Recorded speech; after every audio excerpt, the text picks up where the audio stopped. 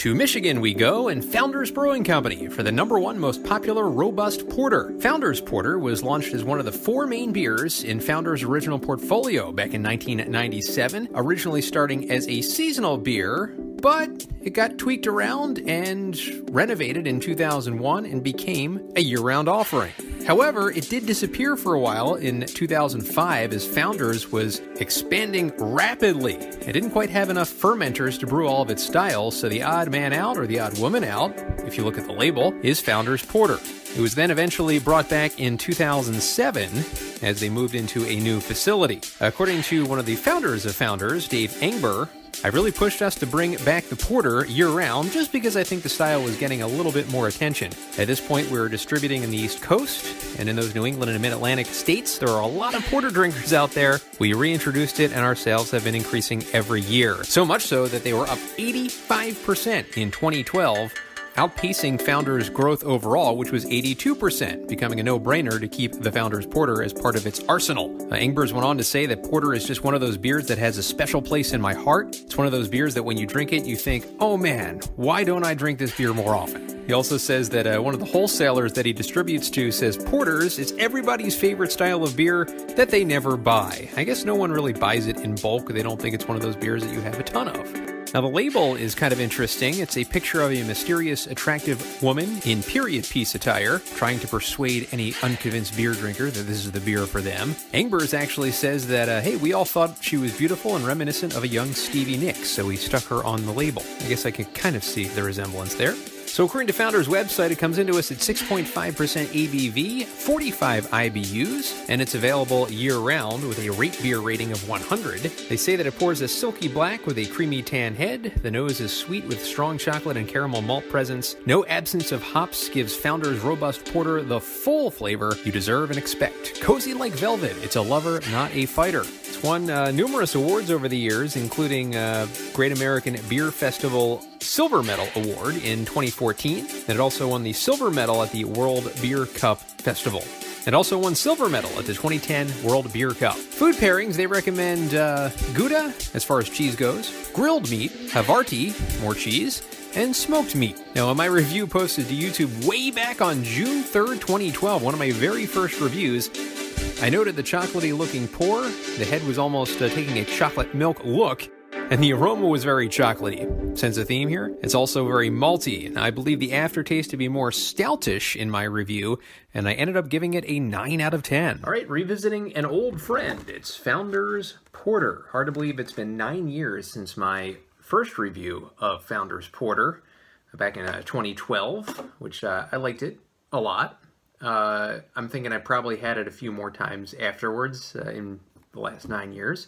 Probably not a ton of times, but looking back and kind of remembering what came about with that first review, I remember buying a case of Founders beer, Founders Variety case, and in this was the Porter.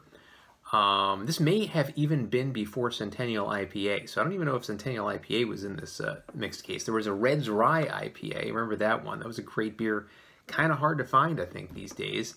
I believe Dirty Bastard was in there as well, and I forget the fourth beer. That might have been the Pale Ale, something like that.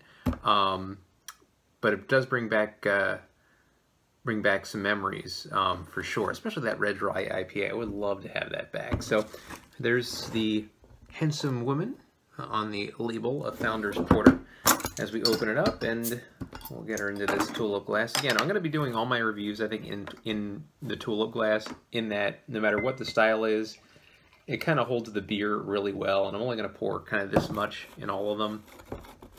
Kind of circle it around and see what we have here.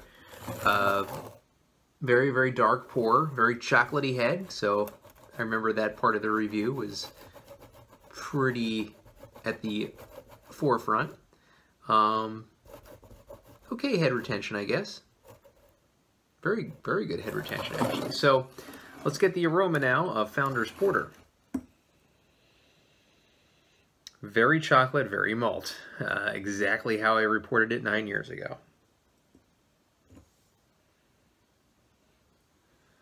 Yeah, getting maybe a little more chocolatey than malty. Oh, the malty is definitely in there for sure. A great smelling, robust porter. Very full smell to it. So let's get the taste now.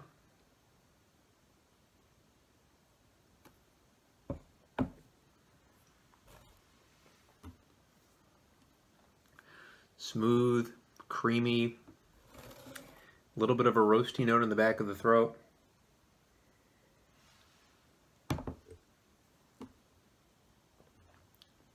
I always picture porter as being an excellent beer to have with pizza.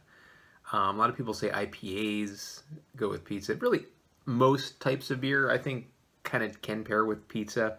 But there's something about the darkness of the porter that to me just really, really goes well with it.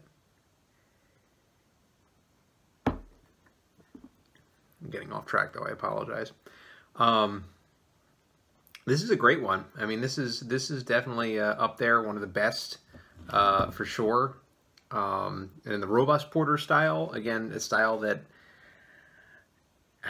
does it exist? I don't know. There are beers that classify themselves at it, and we're going to do it for our purposes as far as an existent classification.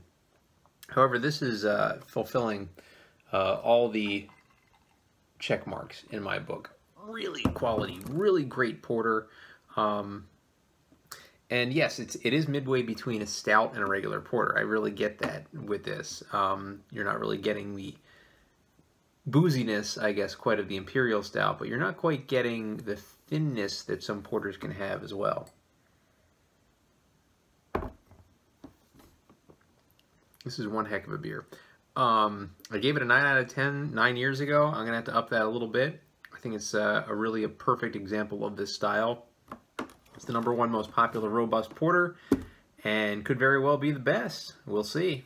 10 out of 10 for Founders Porter.